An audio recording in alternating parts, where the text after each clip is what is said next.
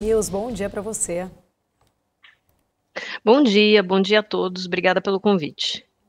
Obrigada. Bom, Tatiana, para a gente começar aqui a nossa conversa, né? Nosso dado econômico de hoje, a gente viu aí o volume de serviços no Brasil registrando uma alta de 0,7% em agosto, né? Em comparação com julho. Eu queria entender um pouco mais, né? Os dados aí divulgados agora há pouco pelo IBGE. Entender um pouco mais a sua visão, né, sobre estes números, o que a gente realmente pode entender especificamente. É o terceiro mês seguido que o setor de serviços vem trazendo, registrando uma alta, e já aproveitar, né, e ver a visão de vocês especificamente para esse setor. A gente tem aí um setor que pode ainda movimentar, né, a nossa economia neste último trimestre bastante, então eu queria que você comentasse um pouco mais sobre os dados. Certo. Bom, serviços, já há mais de 3 meses, né, serviços o setor de Uhum. serviços é o grande destaque no ano, né, desde o começo do ano ele tem sido o grande destaque, e as explicações são a volta à normalidade, né, ou melhor dizendo, né, o fim das restrições, de mobilidade social, com os impulsos fiscais, que têm sido dado na economia, né. Então a gente tinha, por um lado, uma demanda muito forte, reprimida, de consumo de serviços, que a pandemia, segurou aí, nos últimos 2 anos, e por outro lado, algum recurso sendo injetado na economia desde o começo, do ano, né, fora a poupança também, involuntária que foi criada aí nesses últimos 2 anos e que também está sendo gasta, né, essas 2 forças, né, a demanda reprimida por serviços, mais, uma injeção, de dinheiro na economia, seja pela política fiscal, seja pelas pessoas gastando, mesmo suas poupanças, acabou dando esse resultado, de serviços. Os serviços, para você ter uma ideia, com esse dado de agosto, para o terceiro trimestre, ele dá um impulso, né, ele agrega para o PIB um crescimento de 2,5%, né. Não estou falando com isso que o PIB do terceiro trimestre vai ser mais forte do que o crescimento que foi observado no primeiro e no segundo trimestre, muito pelo contrário. A gente vê uma desaceleração aqui, no PIB, do terceiro trimestre. Por quê? Porque os outros setores, por exemplo, o setor da indústria, não estão desempenhando bem, né, então a indústria está de lado mesmo, com a melhora da questão da restrição de oferta de chips, por exemplo, para a indústria de automóveis, então agora eles têm todas as peças, diminuiu bastante aquele gargalo ali de peças na indústria, de autos, mesmo assim a indústria, de automóveis, de autos, né, não tem, melhorou um pouquinho na margem, mas não é a recuperação, que se esperava, né. A parte de construção civil, né, de materiais de construção civil está em queda, né, já há vários meses, né, então a indústria ali no total está meio de lado. O comércio varejista também desempenhando aí esse sim, né, enquanto a indústria está de lado, o comércio varejista está com desempenho negativo, né, um carrego, por exemplo, para o terceiro trimestre negativo na casa do quase 2%, né.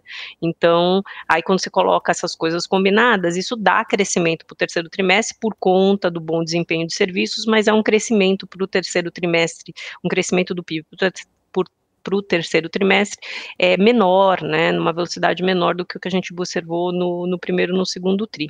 Mas o setor de serviços é quem tem carregado a economia, né, e nós acreditamos aqui na Galápagos que tem ainda uma tendência de alta pela frente, né, por quê? Porque principalmente os serviços às famílias, que é alojamento, restaurantes, eles têm um desempenho ainda a conquistar, né, esses serviços às famílias, eles ainda não voltaram para o volume de vendas que eles tinham no pré-pandemia. Então, com esse dado de agosto, mostrou-se que está rodando 5% ainda abaixo do que se tinha de volume de serviços prestados às famílias no pré-pandemia. Então, isso indica para a gente que ainda tem, o setor de serviços ainda deve carregar um pouco essa economia até o final do ano. A gente tem outros setores também muito importantes, né, da nossa economia. Acho que vale destacar não só esse dado de serviços especificamente hoje, mas o setor agro. Acho que é um outro setor que a gente poderia trazer aqui, né, para a gente falar que parece que é um setor aí que tem ignorado as crises, né, inclusive em alguns outros momentos. A gente vê uma força, a gente sabe o quanto isso o agro representa para o nosso PIB, né? E acaba sendo um setor muito, acho que até independente de qualquer tipo de política econômica, e na verdade, porque ele acaba sendo, de certa forma, também muito impulsionado pelas exportações, os outros cenários. Eu queria entender um pouquinho como que vocês estão, né, avaliando exatamente o setor do agronegócio nosso, se vocês também acreditam aí que tenham perspectivas de crescimento. Sim, sim. O setor agro é o setor que tem, né, nas últimas décadas mostrado aumento de produtividade, né? Eu costumo dizer que é um dos setores do Brasil que dá certo, né? Porque quando você olha a produtividade dos vários setores, olha a produtividade da indústria, até a produtividade dos serviços, com essa evolução da tecnologia, o e-commerce, mesmo assim a produtividade agrícola, ela supera. Né? Na indústria a gente não tem um crescimento de produtividade, é uma estagnação aí há várias décadas. Nos serviços a gente tem soluços, né? Mas o que é contínuo é esse aumento de produtividade no setor agrícola. E eu acho que isso é o resultado, né? Isso aí acaba se refletindo no resultado que a gente vê do bom desempenho do setor agrícola, seja em condições favoráveis, ou seja em condições desfavoráveis, pensando na economia doméstica, né? Agora, não é que é independente da política econômica, né? Foram vários passos que foram feitos em termos de política econômica para a gente chegar com esse desenho de setor agrícola que a gente tem hoje, né? O primeiro passo é a Embrapa, né, que foi uma decisão de política econômica, sim, há muito tempo atrás. Então, pensar, planejar o setor, né? O que falta nos outros setores, falta planejamento, né? Então, foi planejado, né, o desempenho e a evolução do setor agrícola, né? Foi pensado aí quais as necessidades, fontes de recursos, financiamento, e tem um ponto bastante importante, né? O Brasil tem vantagem comparativa, né? Basta ver os resultados, né? Se a gente não tivesse vantagem comparativa, não teríamos chegado até aqui. O Brasil, se a gente pegar aí os produtores de commodities, é um dos países que tem a pauta mais diversificada na exportação de commodities, né? Então, na nossa pauta tão importante minério de ferro, a parte de metais, quanto é soja, quanto é carne bovina, e aí você vem com os outros produtos, algodão, café, outros grãos, laranja, né? Então, quer dizer, tem uma vantagem comparativa que nos ajuda, mas teve uma política, sim, econômica de planejamento que vem sendo mantendo, né? E a gente chega aí com um setor que há várias décadas registra contínuo aumento de produtividade, e aí o resultado é esse, né? É sempre contribuição positiva para a economia. E para o ano que vem, com uma expectativa de super safra, essa contribuição positiva da economia tende a ser majorada. É lógico que a gente tem que pensar que a demanda externa vai estar em desaceleração, né? O mundo vai estar em desaceleração, algumas economias importantes avançadas vão estar em recessão, como na zona do euro, talvez uma recessão nos Estados Unidos mais para o final do ano de 2023, isso faz com que a demanda externa, que a gente espere uma demanda externa contraindo, crescimento mundial desacelerando, é menos comércio, né? Mesmo nessa situação de menos comércio como pano de fundo, a super safra deve nos favorecer, e o setor agrícola deve continuar contribuindo, sendo destaque de contribuição positiva para a economia brasileira. Bom, Tatiana, já que estamos falando aí em relação, né, ao economia, a recessão pelo mundo, deixa eu trazer a Isabela Takaki, que está aqui acompanhando a entrevista agora, neste momento, de Liz Truss, né, premieira aí, britânica. Vamos lá, Isa. Exatamente, eu peço até a Tatiana que acompanhe com a gente aqui algumas imagens, né, e algumas declarações de Liz Truss. para a gente comentar depois exatamente sobre esse pacote, sobre a economia de lá, porque a Liz Truss, então, ela começou agora há pouco um discurso, agora tem jornalistas, ali a gente tem imagens desses jornalistas questionando Liz Truss após demitir o chanceler financeiro de lá. A Liz Truss, então, ela falou o seguinte: agir de forma decisiva hoje, porque minha prioridade é garantir a estabilidade econômica do nosso país. Olha só, imagens ao vivo da primeira-ministra do Reino Unido, Liz Truss, que tem sido bastante pressionada por seu pacote econômico. Há muitas especulações em se ela vai desistir ou não desse pacote. Liz Truss, então, havia anunciado mais cedo que confirmou o nome ali para substituir o ministro das Finanças. Ela confirmou o nome de Jeremy Hunt, que como chanceler para substituir, então, Kwasi Kwarteng, deposto ali como chanceler do Reino Unido na área de finanças. Ela havia, então, informado essa coletiva de imprensa para falar sobre os detalhes, né, dessa demissão, falar também sobre as políticas fiscais, e é exatamente isso que ela está falando neste momento. Ela falou que é difícil, mas que vão passar por esta tempestade econômica lá no Reino Unido. Segundo Liz Truss, então, que está respondendo neste momento perguntas de jornalistas. Lembrando que ontem o até então ministro das Finanças não participou das reuniões do FMI, como a gente trouxe aqui, né, causando bastante especulações do que seria o futuro dele. Ele acabou não participando, acabou retornando à capital do Reino Unido, ele acabou retornando a Londres, e então foi anunciado a demissão dele e agora a substituição de Jeremy Hunt.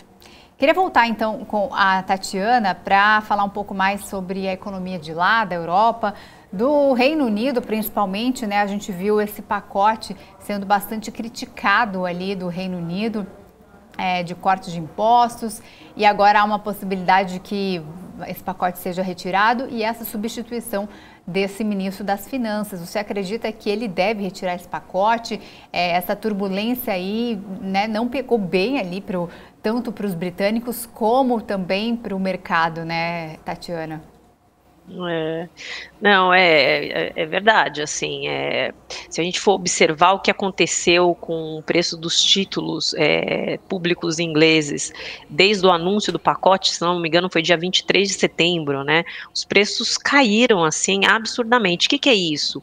É questionamento fiscal, né, questionamento se esse pacote, ele tem fontes de financiamento. Né, isso é bastante interessante porque, afinal de contas, a gente está falando das finanças do Reino Unido, né, da Inglaterra, né, isso é comum, né, sempre foi muito comum de ver esse debate nos países emergentes, né, nos países em desenvolvimento. O Brasil foi severamente questionado várias vezes aí durante a década de 80, década de 90, né, agora, não que isso nunca tenha acontecido com países avançados, né, países desenvolvidos, mas é interessante observar que a regra ela é clara, né, então, quer dizer, ninguém é contra ações fiscais, ações de política fiscal, mas essas ações têm que ter um respaldo de financiamento, senão você agrava o problema, você não resolve o problema, você piora o problema, porque você traz outros problemas à frente, né, um exemplo simples aqui para o nosso o nosso telespectador perceber, né, o que a gente está querendo dizer aqui. Bom, temos um problema ali de talvez menos crescimento, de uma alta pressão no preço de energia, nas contas que vão chegar para as pessoas, e isso retroalimenta aí talvez uma desaceleração da economia, e aí se justifica aí fazer política fiscal para tentar minimizar essa desaceleração da economia, esse impacto da crise energética no bolso das famílias. Mas se essa política fiscal, essa injeção de dinheiro, ela não tiver fonte de financiamento, mesmo que seja no médio e longo prazo, essa adição de dinheiro, ela só faz com que você tenha mais inflação, tenha mais endividamento público e mais à frente esse dinheiro fique mais, né, esse financiamento público seja maior, mais questionável, e aí os investidores, para manter o financiamento, financiando esse Estado, vão exigir mais taxa de juros, e o que é mais taxa de juros? É menos crescimento econômico, né? Então, é esse que é o ponto, né? Esse pacote, ele veio aí mostrando aí um plano de injeção de dinheiro muito grande no intervalo dos próximos 2 anos, e sem deixar claro as fontes de financiamento. Eu não acredito que eles vão voltar atrás, deveriam voltar atrás do pacote, mas eles deveriam mostrar um pacote fiscal melhor desenhado, mostrando para o mercado as fontes de financiamento para esse corte de impostos, esse alívio na conta de energia das pessoas nos próximos 6 meses.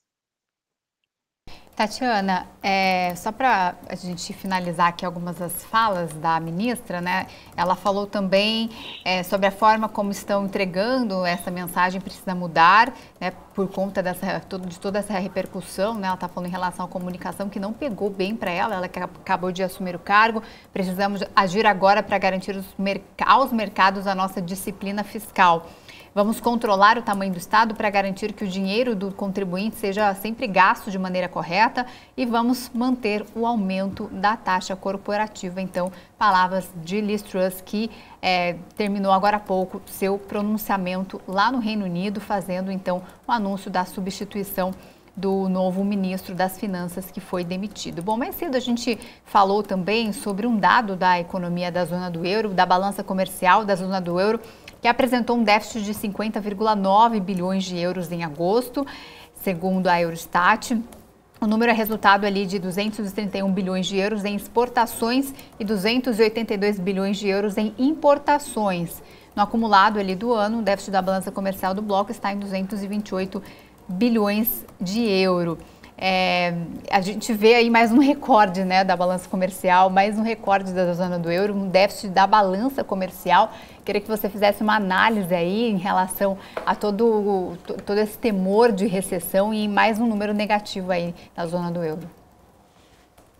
Eu não vi a abertura desse número, mas pensando aí no balanço de forças, né, e o impacto, né, da inflação, né, em cima do poder de consumo das famílias, né, tanto a inflação ao consumidor como a inflação dos produtos, né, os produtos no atacado, os produtos industriais, que está bastante alta na zona do euro. A balança comercial é um reflexo aí eu acredito,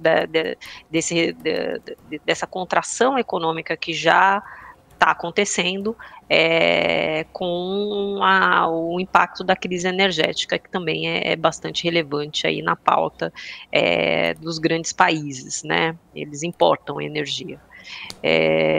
Mas eu acho que a gente ainda vai ver dados piores com relação à atividade econômica na zona do euro. O nosso modelo aqui de previsão de recessão, ele já ultrapassou qualquer marca de dúvida com relação ao evento de recessão nas economias da zona do euro nos próximos 12 meses. Aliás, não é tão... mais, dentro desse período, está mais para acontecer no curto prazo. A gente deve ver aí resultados, né, mais claros aí de recessão já logo no começo do ano que vem.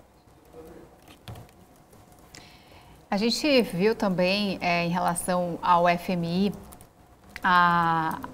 não só a demissão ali, né, do ministro da Economia, do premier, que é das finanças de lá, saindo de lá, mas também a gente viu declarações do ministro Paulo Guedes em relação ao FMI, da reunião que acontece lá. O nosso presidente do Banco Central também deve participar desta reunião. Inclusive, Paulo Guedes foi até criticado aqui no Brasil por criticar o FMI.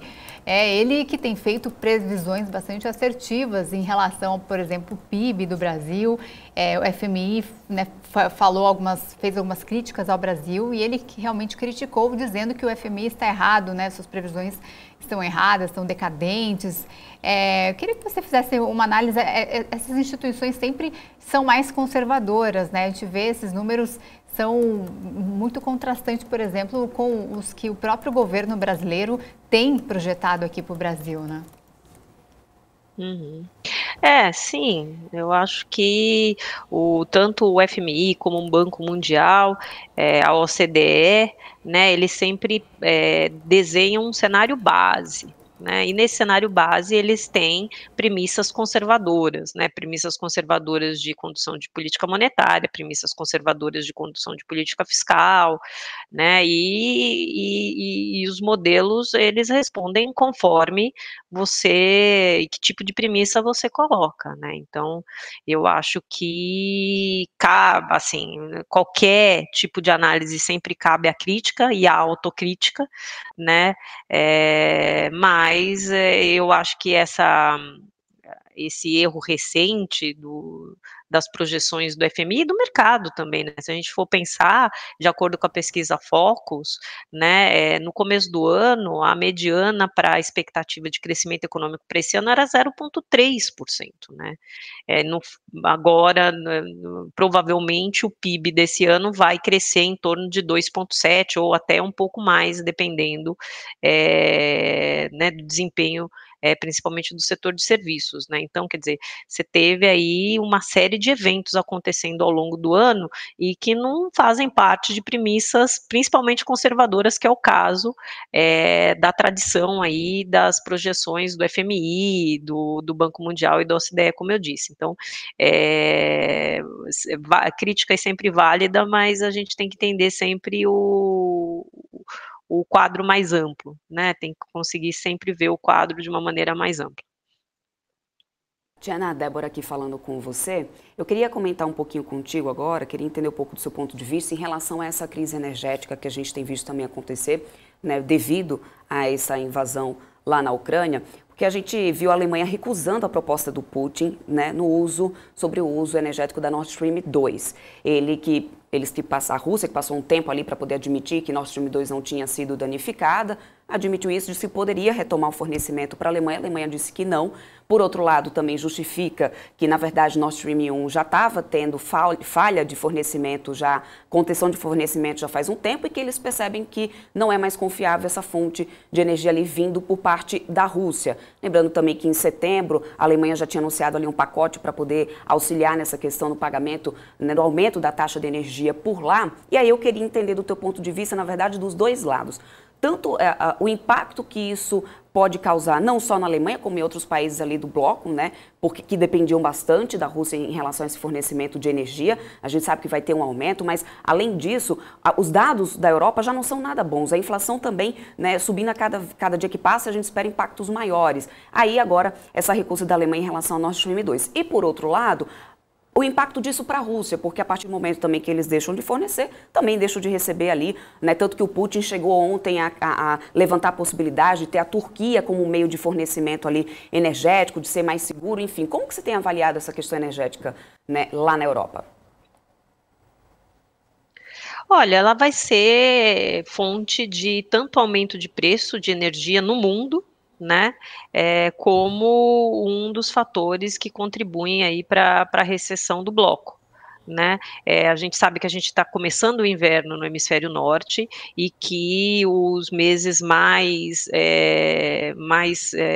rígidos de inverno, onde a demanda por energia, por aquecimento é maior, é dezembro, janeiro, né, então, quer dizer, essa demanda ela vai acontecer, porque ela acontece todos os anos, é um efeito sazonal, é o momento mais crítico do inverno, né, e esse aumento de demanda, ele vai pressionar os custos, né, e vai também desincentivar muitas atividades econômicas que tem na Europa, né, então é complicado. Agora, essa decisão da Alemanha, a gente tem que ver, estamos entrando no inverno, né, pode ser uma parte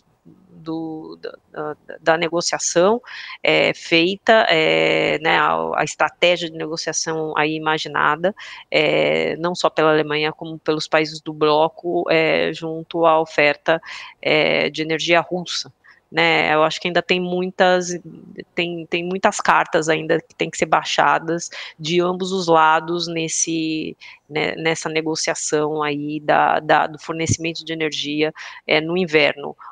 A Rússia tem um trunfo forte, porque ela é a grande fornecedora, né, a grande produtora desse insumo, e o inverno está chegando, né, the winter is coming, mas do outro lado, né, o poder econômico ainda é muito forte do lado da zona do euro. A zona do euro, ela é o comprador desse produto, né. Teve aí uma dobradinha Rússia, China, que parece que não vai se confirmar tão fortemente assim para frente, né, para os próximos trimestres. Então acho interessante, vai ser bastante interessante ver esse processo de negociação entre o bloco e a Rússia para o fornecimento de energia. Quero agradecer a participação da Tatiana Pinheiro, economista da Galápagos Capital. Obrigada por todas as explicações, pela participação. Seja sempre muito bem-vinda aqui na BMC, Tatiana. Bom dia. Obrigada, bom dia. Tchau, tchau.